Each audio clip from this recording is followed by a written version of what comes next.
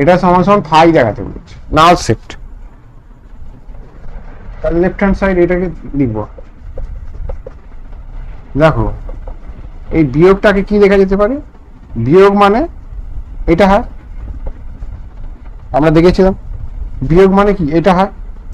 এবার দেখো এইটা যদি হয় তিনটে জিনিস, এ এইটা একটা সেট, এটাকে মনে করো সি লেখো,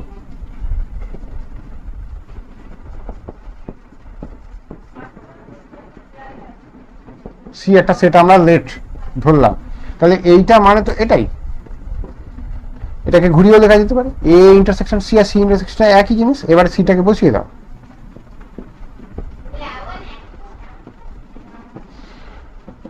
এবার দুটো সাইন একই হয়ে গেছে, তার মানে এখানে অ্যাসোসিয়েটিভ ল আমরা ইউজ করতে পারি।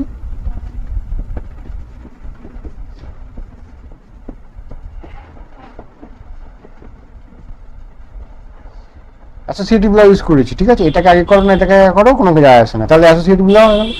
এবার এইটা আর এইটাকে যদি আমি ইন্টারসেকশন করি কি বেরোবে আমার? এ আর এতে যা নেই তাকে যদি আমি ইন্টারসেকশন বার করি নাল সেট বেরোবে, আমি ওখানে ফর্মুলা লিখেছিলাম। তাহলে বি ইন্টারসেকশন নাল সেট।